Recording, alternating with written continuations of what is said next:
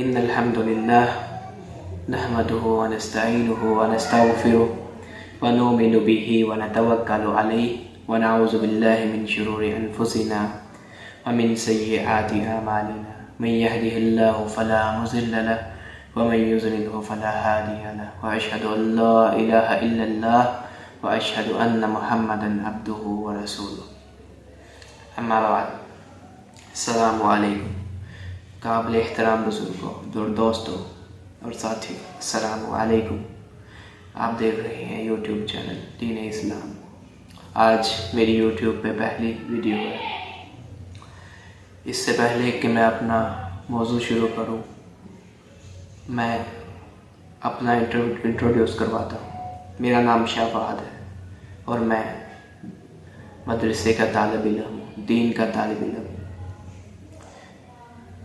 اس دور حاضر کو مد نظر رکھتے ہوئے میں نے سوچا کہ ہم دین سے بہت دور ہیں،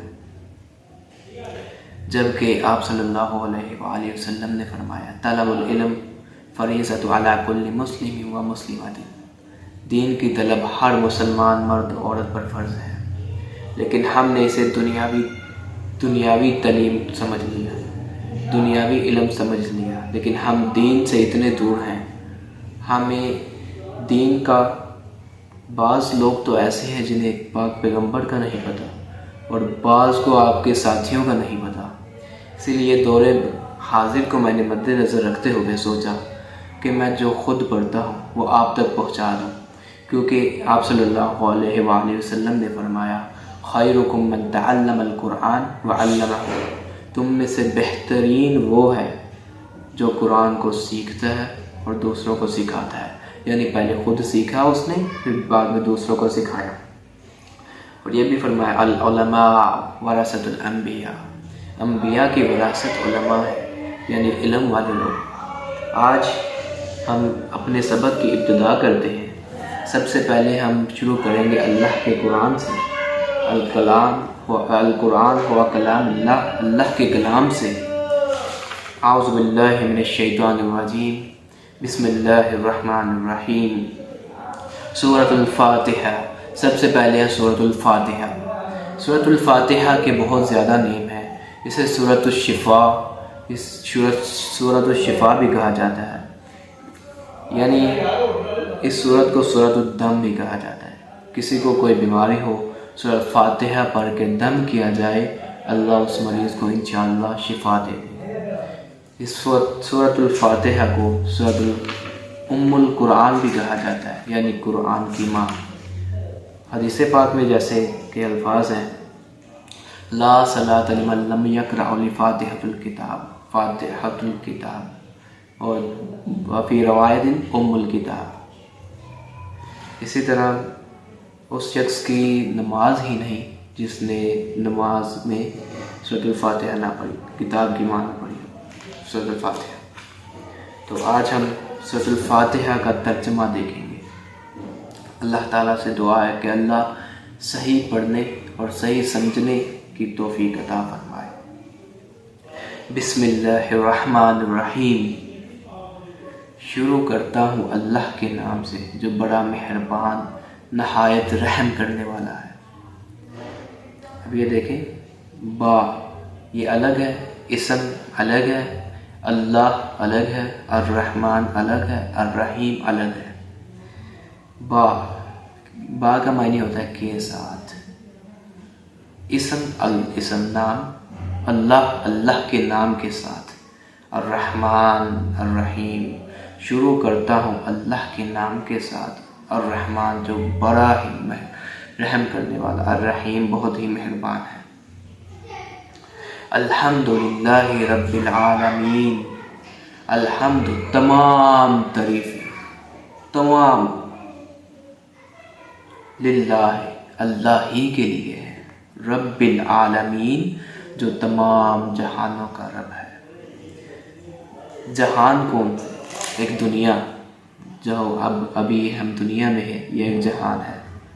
ایک بزم ارواح جہاں پہ روحیں ہیں، وہ جہان ہے۔ ایک آخرت، وہ جہان ہے۔ قیامت اور جنت یہ ایک جہان ہوگا، اور بزم اور بہت سے جہان ہیں جن کا ہمیں علم نہیں۔ الحمدللہ رب العالمین، تمام تعریفیں اللہ ہی کے لیے ہے، رب العالمین جو تمام جہانوں کا رب ہے۔ الرحمن الرحیم، بہت ہی مہربان، نہایت رحم کرنے والا ہے۔ بے شک اللہ بہت زیادہ مہربان، نہایت رحم کرنے والا ہے۔ مالک یوم الدین، وہ مالک ہے قیامت کے دن کا۔ ایاک نعبد و ایاک نستعین، بے شک ہم تیری ہی عبادت کرتے ہیں اور تجھ ہی سے مدد مانگتے ہیں۔ اللہ کی عبادت کا حق صرف اللہ کا ہے، اللہ کے سوا کسی کی عبادت نہیں کر سکتے۔ وَإِيَّاكَ نَسْتَعِينُ، اور تجھ ہی سے مدد مانگتے ہیں اور تو ہی مدد کر سکتا ہے۔ مدد ہوتی ہے ایک اسباب سے، چاہے جیسے کہ آپ ڈاکٹر کے پاس جائیں، جا کے کہتے ہیں ڈاکٹر صاحب میڈیسن دے دیں، چیک اپ کر دیں، یہ مدد ایک جائز ہے۔ اگر آپ ڈاکٹر کے پاس جا کے کہیں ڈاکٹر صاحب مجھے شفا دیں، تو یہ جائز نہیں، شفا صرف اللہ ہی دے سکتا ہے۔ اگر کوئی بندہ جس چیز پر قادر ہے دینے پر، اگر اس چیز کی مدد مانگی جائے تو وہ شرک نہیں۔ جیسے ہم اکثر والدین سے کھانا مانگتے ہیں، اپنی پاکٹ منی مانگتے ہیں، خرچہ مانگتے ہیں، یہ چیز جائز ہے۔ لیکن کسی سے ایسی چیز مانگنا جو وہ دے ہی نہیں سکتا، یہ جائز نہیں، قطعاً جائز نہیں۔ جیسے کہ اولاد صرف اللہ ہی دے سکتا ہے، کسی انسان سے جا کے کہنا کہ مجھے اولاد دے دو، یہ قطعاً جائز نہیں۔ اہدنا الصراط المستقیم، دکھا ہمیں صراط المستقیم، سیدھا راستہ، اصل راستہ، جنت کی طرف کا راستہ۔ صراط الذین انعمت علیہم، صراط الذین انعمت، راستہ ان لوگوں کا جن پر تو نے انعام کیا، یعنی ہدایت یافتہ لوگ، علیہم ان پر، غیر المغضوب علیہم، نہ کہ ان پر جن پر تیرا غضب ہوا، جن پر تو نے اپنا غصہ کیا۔ مغضوب غضب ہوتا ہے، غضب غصہ، غیر المغضوب علیہم، نہ کہ ان لوگوں کا راستہ جن پر تو نے غضب کیا، جن پر تو نے غصہ کیا، ولا الضالین، اور نہ ہی گمراہ ہوگا۔ آمین۔ قرآن پاک کا سبق یہاں پہ اختتام ہوا۔ کل سے ہم انشاءاللہ سورۃ البقرہ شروع کریں گے۔ آج نئی کافی، آج کے لیے پہلا دن ہے۔ ابھی ہم آتے ہیں مشکوٰۃ شریف کی طرف۔ اپنی حدیث کی بک ہے مشکوٰۃ المصابیح،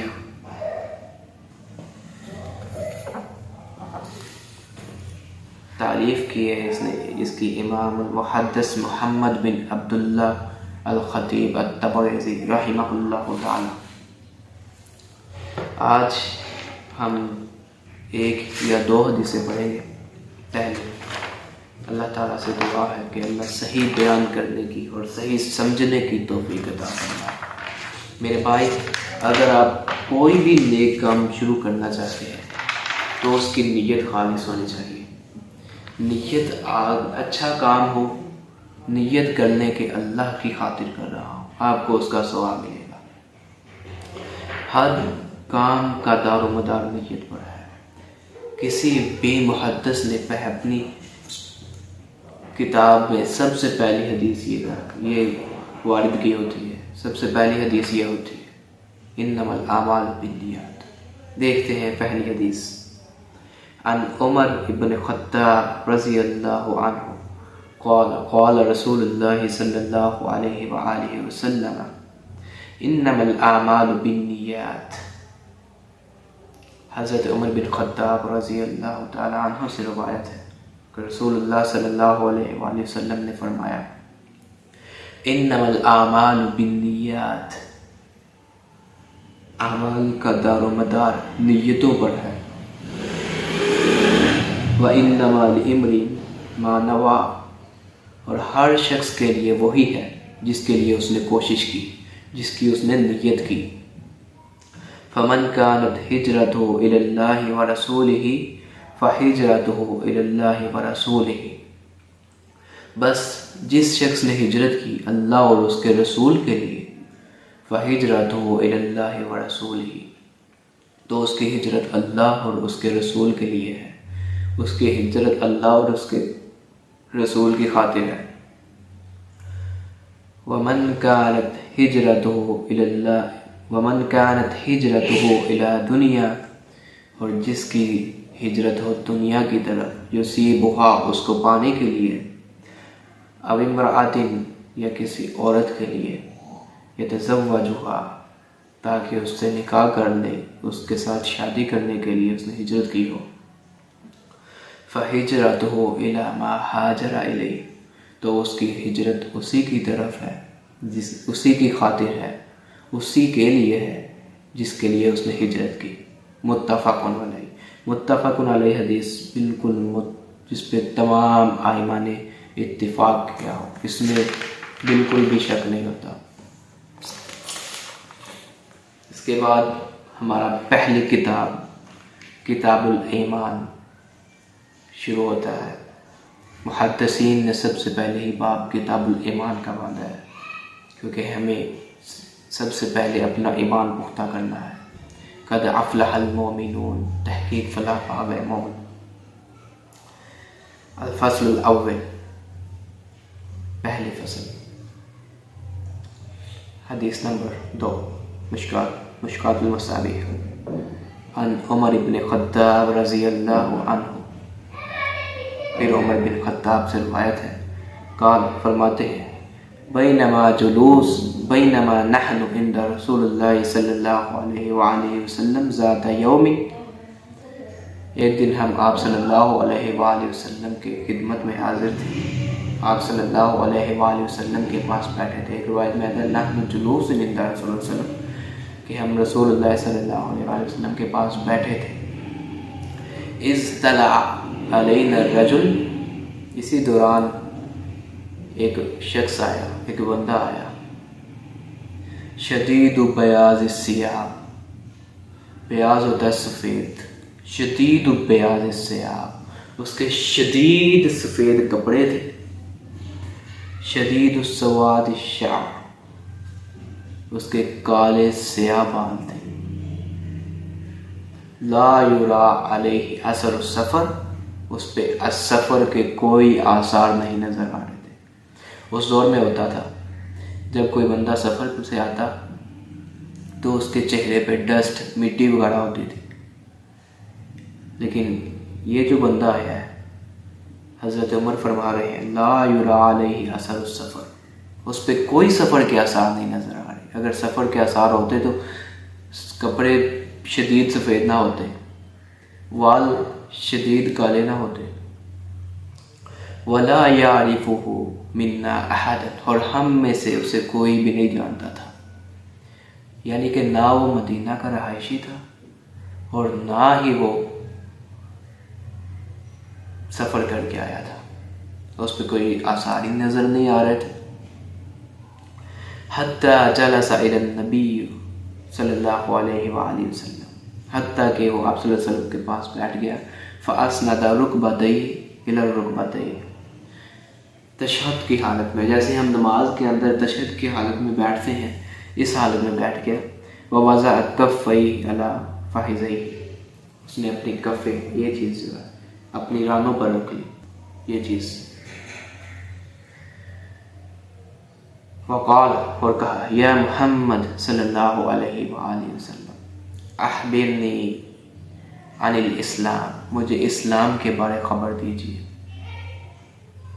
یعنی اسلام کیا ہے۔ ابھی ہم نے خود پہ ذرا وہ جائزہ لینا ہے، کیا ہم اسلام پہ عمل کرتے ہیں؟ اسلام، کیا ہم واقعی مسلمان ہیں؟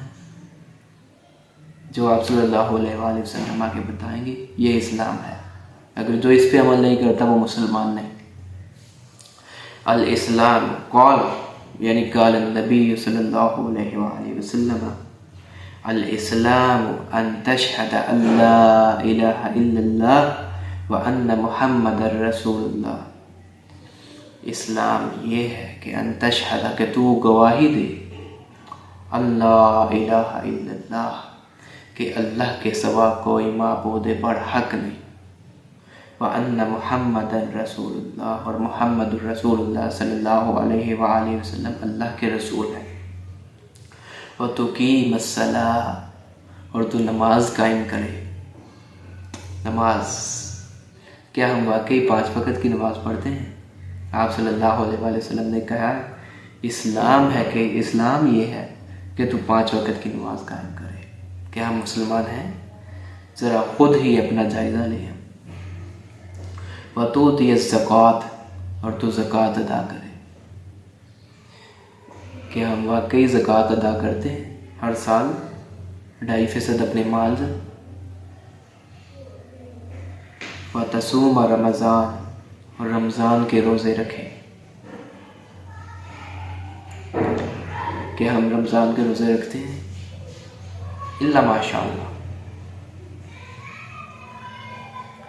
وَتَحُجُّ الْبَيْتَ اور بیت اللہ کا حج کرے. ان استطاعت الیہ سبیلا اگر تو اس کی طاقت رکھتا ہو یعنی مالدار ہو تو بیت اللہ کی حج کرے. آج مالدار ہونے کے باوجود کئی لوگ آپ دیکھیں گے حج کے لیے نہیں جاتے، سیر کرنے، ہنی مون منانے دبئی، فلاں، قطر، کئی دوسرے کنٹریز میں چلے جاتے ہیں، لیکن حج کے لیے نہیں جاتے اور کہتے ہیں مسلمان. آپ صلی اللہ علیہ وسلم نے فرمایا جو استطاعت ہونے کے باوجود بیت اللہ کی حج نہ کرے تو چاہے وہ یہودی ہو کے مرے یا نصرانی، میں محمد الرسول اللہ صلی اللہ علیہ وآلہ وسلم سے اس کا کوئی تعلق نہیں، یعنی وہ بندہ مسلمان ہی نہیں. نماز کے بارے میں فرمایا بین العبد و بین الکفر ترک الصلاۃ، بندے اور کافر کے درمیان فرق کر دینے والی چیز نماز کی ہے. من ترک الصلاۃ متعمدا فقد کفر، جس بندے نے جان بوجھ کے نماز چھوڑی، ایک نماز چھوڑی، تحقیق اس نے کفر کیا. زکوٰۃ ادا نہ کرنا، جو بندہ زکوٰۃ ادا نہیں کرتا وہ مسلمان نہیں. کیسے؟ جہاد ہوتا ہے کافروں کے خلاف، اور اگر آپ کو اسلام کے بارے اسلام کی ہسٹری کے بارے میں تھوڑا بتاؤں تو سیدنا ابو بکر صدیق رضی اللہ تعالیٰ عنہ خلیفہ اول، آپ صلی اللہ علیہ وآلہ وسلم کے بعد آپ حضرت ابو بکر صدیق رضی اللہ تعالیٰ عنہ پہلے خلیفہ تھے. ان کے دور میں کچھ لوگوں نے زکوٰۃ کا انکار کیا تو انہوں نے ان کے خلاف جہاد کا اعلان کیا. یعنی جو بندہ زکوٰۃ ادا نہیں کرتا وہ بندہ مسلمان نہیں. وتصوم رمضان، رمضان کے روزے نہ رکھنا. اس بات کی دلیل قرآن پاک میں ہے یا ایھا الذین آمنوا کتب علیکم الصیام کما کتب علی الذین من قبلکم لعلکم تتقون. اے ایمان والوں، یعنی ایمان والے لوگوں سے مخاطب ہے اللہ تعالیٰ کہ تم پر روزے فرض کر دیے ہیں. اس سے کیا مراد ہے؟ یعنی جو مسلمان نہیں ان پہ تو روزے فرض ہی نہیں، یعنی جو روزے نہیں رکھتا وہ مسلمان ہی نہیں. قال صدقت، یعنی جو بندہ آیا تھا وہ کہنے لگا صدقت، آپ نے سچ فرمایا. فعجبنا له يسأله ويصدقه. حضرت عمر فرماتے ہیں کہ ہمیں بہت عجیب لگا کہ پہلے یہ بندہ سوال کر رہا ہے اور بعد میں خود ہی جواب دے رہا ہے اور خود ہی تصدیق کر رہا ہے کہ آپ نے سچ فرمایا. قال، پھر وہ بندہ کہنے لگا فأخبرنی عن الایمان، مجھے ایمان کے بارے میں بتائیے، ایمان کیا ہے؟ قال النبی صلی اللہ علیہ وسلم، قال، آپ صلی اللہ علیہ وسلم نے فرمایا ان تؤمن باللہ، یہ کہ تو ایمان لے کے آئے اللہ کے ساتھ۔ ایمان کیا لے کے آنا ہے؟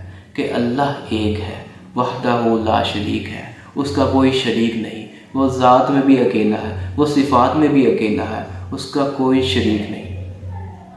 والملائکۃ، اور اس کے فرشتوں کے ساتھ ایمان لے کے آنا ہے۔ وکتبہ، اور اس کی کتابوں کے ساتھ، قرآن، تورات، انجیل، زبور اور صحیفے جو بھی اللہ نے نازل کی۔ ورسلہ، اور اس کے رسولوں کے ساتھ ایمان لے کے آنا ہے۔ جتنے بھی رسول آئے ہیں حق کے ساتھ آئے ہیں، ان پہ ایمان لانا ہم پہ فرض ہے، وہ بھی رسول تھے۔ والیوم الآخر، اور آخرت کے دن پر ایمان لے کے آنا ہے۔ بے شک آخرت کے دن میں اللہ تعالی ہمیں اٹھائیں گے، ہمارے تمام حسنات سیئات کا حساب و کتاب ہوگا، پھر ہمیں جزا سزا سنائی جائے گی۔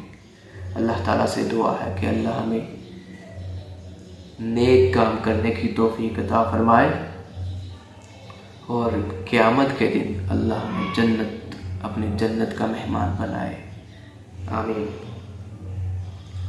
وَتُؤْمِنُ بِالْقَدْرِ خَيْرِهِ وَشَرِّهِ، اور تؤمن، اور ایمان لے کے آنا ہے تقدیر کے ساتھ، اس کے خیر اور شر کے ساتھ، اچھائی اور برائی کے ساتھ۔ ابھی بعض اوقات جب ہمیں کوئی غم پہنچتا ہے تو ہم اللہ کے ساتھ ایسے الفاظ بول دیتے ہیں کہ جو کہ نہایت ہی ناجائز ہے۔ یا اللہ، بعض اوقات ہم ایسے غلط الفاظ بول دیتے ہیں۔ تقدیر پہ ایمان ہو تو بندہ ایسا کچھ نہیں کہتا۔ بے شک اللہ نے ہمیں آزمانا ہے، مال میں کمی کر کے، اولاد میں کمی کر کے، جانوں میں کمی کر کے، ثمرات میں کمی کر کے اللہ نے ہمیں آزمانا ہے۔ لیکن ہم نے کیا کہنا ہے؟ کوئی فوتگی ہو جائے تو کیا کہنا ہے؟ انا للہ و انا الیہ راجعون۔ کوئی نقصان ہو جائے پھر بھی کہنا ہے انا للہ و انا الیہ راجعون۔ اگر ہمیں تقدیر پر ایمان ہو تو ہمیں پتہ ہوگا کہ جو تقدیر نے لکھ دیا ہے وہ ہو کے ہی رہنا ہے۔ قال صدقت، وہ بندہ کہنے لگا آپ نے سچ فرمایا۔ قال فاخبرنی عن الاحسان، مجھے احسان کے بارے بتلائیں، احسان کیا ہے؟ قال، یعنی قال النبی صلی اللہ علیہ وآلہ وسلم، ان تعبد اللہ کأنک تراہ، یہ کہ تو اللہ کی عبادت اس طرح کرے جیسے کہ تو اللہ کو دیکھ رہا ہے۔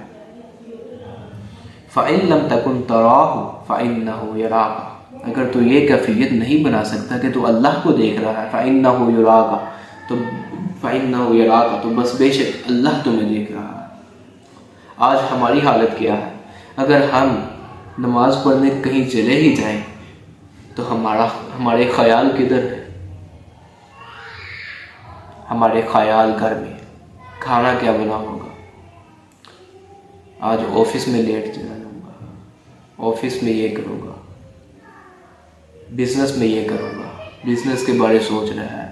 نماز کے اندر اگر بندے کا یہ خیال ہو کہ اللہ مجھے دیکھ رہا ہے، یا پھر یہ خیال ہو کہ میں اللہ کو دیکھ رہا ہوں، تو کسی قسم کا خیال نہیں آئے گا۔ انسان اللہ کے سب سے زیادہ قریب اس وقت ہوتا ہے جب وہ سجدے میں ہوتا ہے۔ حدیث پاک میں آتا ہے کہ جب انسان سجدہ کرتا ہے تو اللہ تعالیٰ کے قدموں میں اپنا سر رکھ دیتا ہے۔ تو جب بندے کے اندر یہ خیالات ہوں تو اس کا خیال، اس کی عبادت، یہ احسان ہے۔ قال فأخبرنی عن الساعۃ، مجھے قیامت کے بارے بتلائیں، قیامت کب آئے گی؟ آگے آپ صلی اللہ علیہ وآلہ وسلم کا جواب سنیے گا۔ قال ما المسؤول عنها بعالم من السائل، میں سوال کرنے والے سے زیادہ کچھ نہیں جانتا۔ اس سے کیا مراد ہے؟ آپ صلی اللہ علیہ وآلہ وسلم کو بھی غیب کا علم نہیں تھا، الا ما شاء اللہ، مگر وہ جو اللہ بتائے۔ اللہ بتاتا ہے جبرائیل علیہ السلام کے ذریعے، تو سوال کر رہے ہیں جبرائیل علیہ السلام، تو آپ صلی اللہ علیہ وآلہ وسلم نے فرمایا میں سوال کرنے والے سے زیادہ کچھ نہیں جانتا۔ قال فأخبرنی عن امارتها، مجھے اس کی نشانیوں کے بارے بتائیں۔ قال، فرمایا ان تلد الامۃ ربتها، یہ کہ عورت ماں اپنے رب کو جنم دے گی، اپنے مالک کو جنم دے گی۔ اس میں علماء کا اختلاف ہے، بعض علماء کہتے ہیں کہ ایک لونڈی اپنے مالک کو جنم دے گی جو کہ بڑا ہو کے اپنی ماں پہ حکمرانی کرے گا، جو کہ بعض یہ واقعات ہو بھی چکے ہیں سعودیہ میں۔ بعض علماء کہتے ہیں کہ اولاد اپنے والدین پر حکم چلائے، نافرمان اولاد، جو کہ آج کل تقریباً ہر گھر میں عام ہے۔ وَأَن تَرَى الْخُفَاةَ الْعُرَاةَ الْعَالَةَ رِعَاءَ الشَّاءِ يَتَطَاوَلُونَ فِي الْبُنْيَانِ، اور یہ کہ آپ دیکھیں گے الخفاة العراة الآلة رعاء شاء الناس يتطاولون في البنيان، کہ عرب کے جو بدو لوگ تھے جنہیں کھانے کو کچھ کھانا نہیں ملتا تھا، پہننے کو کچھ کپڑے نہیں ملتے تھے، فقیر آدمی، تو آپ دیکھیں گے رعاء شاء يتطاولون في البنيان، یہ قیامت کے نزدیک لوگوں میں اونچی اونچی بلڈنگیں بنانے میں ایک دوسرے کا مقابلہ کریں گے۔ اور آپ کو بتاتا چلوں کہ یہ بدو لوگ دبئی کے لوگ تھے، آج دنیا کی سب سے بڑی عمارت دبئی میں ہے۔ قیامت کی یہ نشانی بھی مکمل ہو چکی ہے۔ قال، حضرت عمر فرمانے لگے ثم انطلق، پھر وہ شخص چلا گیا، فلبثت مليا، اور ہم اسی حالت میں بیٹھے رہے۔ ثم قال، پھر آپ صلی اللہ علیہ وآلہ وسلم نے فرمایا یا عمر، اے عمر، اتدری من السائل، کیا تو سوالی کو جانتا تھا؟ یہ جو سوال بندہ کر رہا تھا کیا تو اسے جانتا تھا؟ قلت اللہ ورسولہ عالم، اللہ اور اس کا رسول بہتر جانے۔ حضرت عمر فرماتے ہیں میں نے کہا اللہ اور اس کا رسول بہتر جانے۔ قال، فرمایا نبی صلی اللہ علیہ وآلہ وسلم فإنه جبرائیل، یہ جبرائیل علیہ السلام تھے، آتاکم یعلمکم دینکم، یہ آئے تھے یعلمکم دینکم، تمہارا دین تمہیں سکھانے کے لیے۔ رواہ مسلم، سے مسلم نے روایت کیا ہے، حسن صحیح حدیث ہے۔ تو اس حدیث میں ہمیں بتایا گیا ہے کیا ہم واقعی مسلمان ہیں۔